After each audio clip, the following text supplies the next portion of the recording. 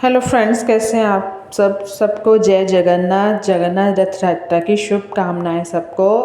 जगन्नाथ रथ यात्रा की व्रत कथा है, यानी कि भगवान जगन्नाथ की बड़ी ही सारी लीलाएं हैं। उन्हीं में से व्रत कथा भी है, लीलाएं भी है। जगन्नाथ रथ यात्रा का मतलब सिर्फ एक धार्मिक त्यौहार एक सीमित नहीं है, बल्कि यह आस्था, भक्ति, सांस्कृतिक एकता का एक प्रतीक है। लाखों भक्त हर साल इस यात्रा में शामिल होने के लिए पुरी पहुंचते हैं, क्योंकि यह माना जाता है भगवान जगन्नाथ के भाई बलभद्र, बहन सुभद्रा के रथों को खींचने या उनके दर्शन मात्र से मोक्ष की प्राप्ति होती है और पूर्व जन्मों के पाप धुलते हैं। यह यात्रा भगवान के अपने भक्तों से मिलने का एक वार्षिक अवसर है। तो शुरू करते हैं रथ यात्रा। जैसे मैंने बताया कि आप नहीं जा सकते रथ यात्रा, घर पर पूजा करें, जो मैंने कल वीडियो डाली है, देख लीजिएगा। भगवान जगन्नाथ, जो भगवान कृष्ण का ही रूप है, अपनी बहन सुभद्रा, बड़े भाई बलभद्र के साथ साल में एक बार अपनी मौसी गुड़िचा देवी के घर जाते हैं। पुरी में गुड़िचा मंदिर को भगवान जगन्नाथ की मौसी का घर माना जाता है। यह यात्रा भगवान के अपने भक्तों से मिलने, उन्हें दर्शन के उद्देश्य से निकाली जाती है, क्योंकि मंदिर में रहकर हर भक्त के लिए भगवान के दर्शन करना संभव नहीं हो पाता है। अभी आप देखना, जितनी भी रथ यात्रा निकल रही होगी, बहुत ही भीड़ होती है। ये भी जगन्नाथ जी की लीला है। रथ यात्रा के दौरान भगवान अपनी बहन भाई के साथ रथ पर सवार होकर नगर भ्रमण करते हैं, जिससे सभी भक्त उनके दर्शन कर सके, उनका दर्शन पा सके और उनका आशीर्वाद प्राप्त कर सके। इस यात्रा में भाग लेना, रथों को खींचना बहुत पुण्य का काम माना जाता है, जिससे जन्म जन्म के पापों से मुक्ति मिलती है। तो इस तरह आपको पता है कि एक है, कहानी से ही बनी हुई है, कि जो हमारी सुभद्रा माता है, वो अपने मायके वालों से बहुत प्रेम करती थी। तो उन्होंने पता नहीं कौन सी कथा वहाँ पूरी स्टार्ट करी थी यात्रा, मुझे याद नहीं है। जगन्नाथ रथ यात्रा की दूसरी व्रत कथा। एक और महत्वपूर्ण कथा भगवान जगन्नाथ, बलभद्र और सुभद्रा की अधूरी मूर्तियों से है। कहा जाता है कि एक बार भगवान कृष्ण नींद में राधा रानी का नाम पुकार रहे थे, जिसे सुनकर उनकी पत्नियां हैरान थी। उन्होंने माता रोहिणी से इसके बारे में पूछा।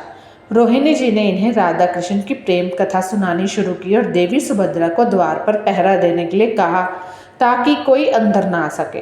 कथा सुनते सुनते सुभद्रा, बलराम, स्वयं श्री कृष्ण इतने भाव विभोर हो गए कि उनके हाथ पैर सिकुड़ गए और आंखें बड़ी हो गई। ये जितनी भी कथाएं हैं, ये शास्त्रों में ही मिली हैं। जब उनकी आंखें इतनी बड़ी हो गई, ठीक उसी समय देवऋषि नारद वहां आ गए और तीनों की यह अद्भुत अवस्था देखकर चकित रह गए। उन्होंने भगवान से प्रार्थना की कि वह इसी महाभाव में लीन मूर्ति में पृथ्वी पर हमेशा विराजमान रहे, ताकि आम लोग उनके दर्शन कर सकें। भगवान ने नारद जी का यह वरदान स्वीकार किया और इसी कारण उनकी जो मूर्तियां हैं आज भी अधूरी हैं। इसके साथ एक अन्य कथा भी है राजा विदुभन की, वो भी इसके साथ ही वार्ता खाती है। वो है कि जब राजा वारदुनी, जब उनकी मूर्तियां अधूरी रह गई, तो उन्होंने क्या करा। बाद में जब राजा इंद्रदुमन ने मूर्तियों का निर्माण करवाया, तो कारीगर जो स्वयं ही विश्वकर्मा थे, उन्होंने मूर्तियां पूरी करने से पहले काम छोड़ दिया।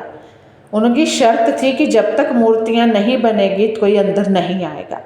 पर राजा जी जो थे वो बहुत ही व्याकुल थे। उन्होंने जैसे दरवाज़ा खटखटाया, विश्वकर्मा वहाँ से भाग गए और मूर्तियाँ दूरी की दूरी रह गई, क्योंकि रानी गुड़िचा ने उन्हें मूर्तियाँ बनाते हुए देख लिया था। तो अब आकाशवाणी हुई कि भगवान की इसी अधूरे रूप में ही स्थापित होना चाहते हैं। तभी से ये अधूरी मूर्तियाँ पुरी में हैं। भगवान जगन्नाथ जी की बड़ी आँखें, ये क्यों हैं? अब उनकी ज्ञान, करुणा और दया का प्रतीक मानी जाती हैं। दया का भगवान जगन्नाथ की बड़ी आंखें दर्शाती है कि वे अपने भक्तों को सब कुछ देखते हैं, उनकी हर ज़रूरत का ध्यान रखते हैं। कुछ लोग मानते हैं कि भगवान जगन्नाथ की बड़ी आंखें ब्रह्मांड की विशालता का प्रतीक है। वे भूत, वर्तमान और भविष्य सब कुछ देखती हैं और जानती हैं।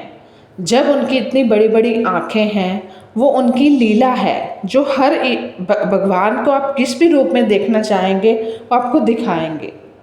भगवान जगन्नाथ की पौराणिक कथा है। एक कथा के अनुसार जब भगवान जगन्नाथ बलभद्र सुभद्रा समुद्र तट पर विहार कर रहे थे, तब रावण ने उनका अपहरण करने का प्रयास किया। भगवान विष्णु ने रावण को रोकने के लिए अपना विशाल रूप धारण किया, जिससे सुभद्रा घबरा गई और उनकी आंखें फैल गई।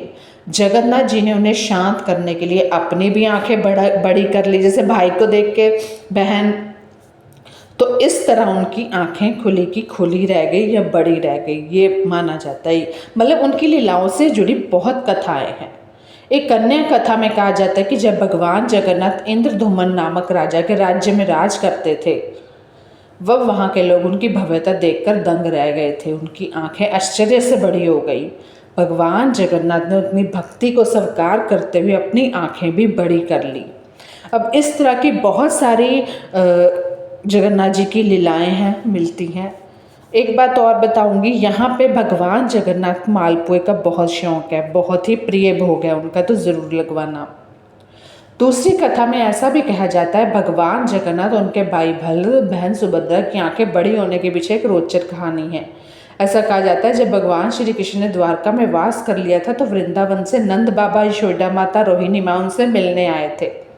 द्वारकावासी भगवान श्री कृष्ण को अपना आराध्य मानते थे, जबकि वृंदावनवासी उन्हें अपना प्रेमी मानते थे। तो प्रेमी अपने भक्तों के लिए अपनी प्रेमिका, यानी कि उनके जो भक्त थे वो उनको अपने भक्तों को प्रेमिका मानते थे, उनके लिए कुछ भी करते थे।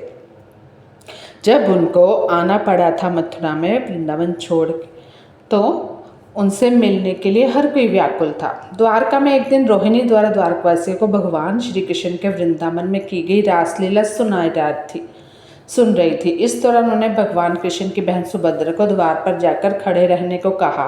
भगवान श्री कृष्ण की रासलीला सुन द्वारकावासी उनकी कथाओं में डूबे थे। वहीं दूसरी ओर सुभद्रा दरवाजे पर उदास खड़ी थी। उन्हें उदास देखकर दोनों भाई बलराम और श्री कृष्ण भी उनके दाएं और बाएं ओर आकर खड़े हो गए, जहाँ से वो भी रोहिणी माता द्वारा भगवान कृष्ण के बचपन की कथाएं चुपके से सुनने लगे। और भगवान श्री की अनोखी कथाएं सुनकर तीनों भाई बहन हैरान हो गए, जिसके कारण उनकी आंखें पूरी तरह खुली की खुली रह गई। तो कैसी लगी कथा है?